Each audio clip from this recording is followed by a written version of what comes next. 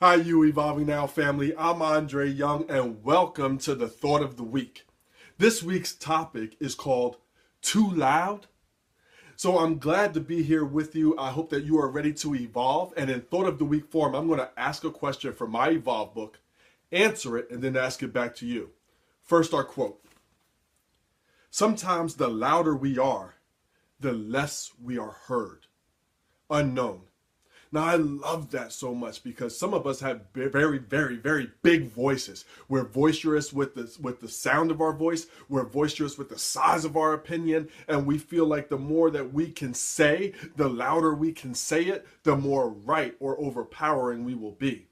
And that may work in the short term, but it's a horrible, horrible long-term plan to get you and us and we to live the lifestyle of our dreams. So my question is this. In what area or areas of your life may you be too loud to be heard?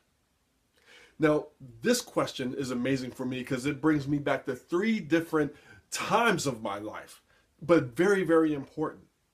See, I wasn't always Mr. You Evolving Now. And, thinking and having forethought and working on relationships wasn't always my thing. When I was younger, I could be very intense. I could be very explosive. So something that really stood out for me or mattered to me, I could really hype up and then be loud and then have mannerisms. All of the things that on stage allow me to have a future and pays the bills. And being a professional speaker, that same amount of energy, that same amount of passion. But I would do it when I became upset. I would do it in the midst of a relationship when I disagreed.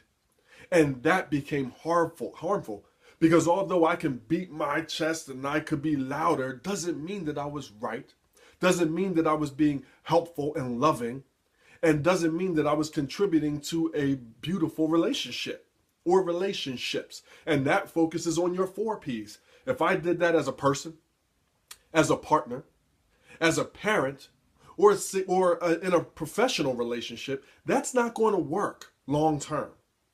So that was one area where I was being way too loud. Another area came from parenting. See, I'm big on dream development, and I'm big on helping people live their best life. So when people tell me that this is their dream, something that you want to do, then I'm all in for that. And as my son was developing, 10, 12, 13, 14, he has a dream to be in the NFL. He wants to be an all-star player like most young athletes. And at the time, I kept feeling myself verbally pushing him, come on, let's do this, or we can do that. And after a while, I had to check back in with him if that was still his dream. Because if I'm being too loud, and although not vocally loud, but if I'm being too loud in my suggestions, being too loud in my observations, was I helping me or was I helping him? And I had to get back in touch with his dream and where he was with things. Because all of my loudness could have been saying, son, you're not good enough. You're not being enough.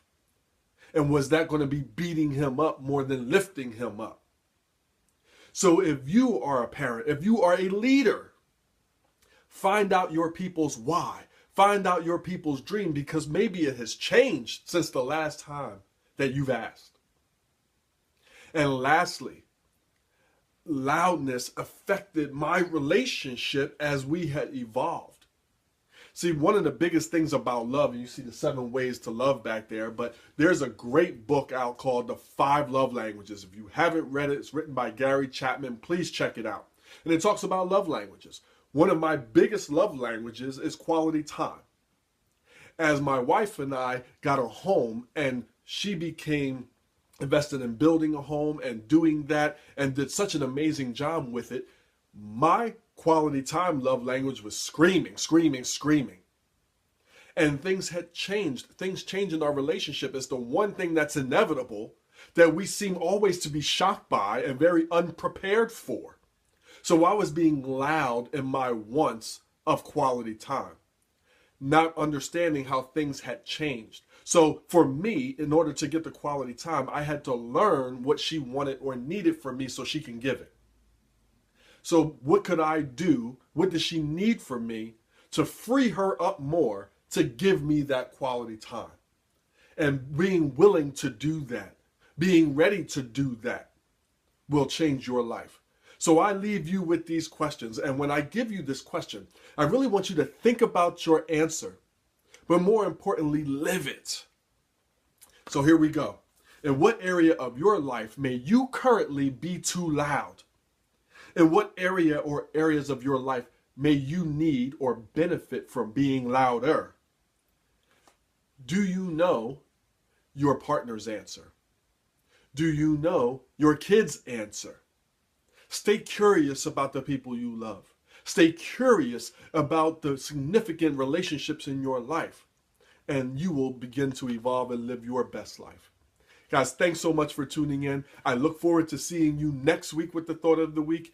Guys, take care. Enjoy your evolution. And if you like this, if you love this, share it. Pass it on with someone else. And also, consider our app, You Evolving Now. So YEN Push and Evolving Now University. Join a global group of people just like you that are looking for more, and evolve with my seminars/forums as we evolve together and wrap around what you want to do around my concepts. Guys, have a great rest of the week, and I will see you soon. Take care.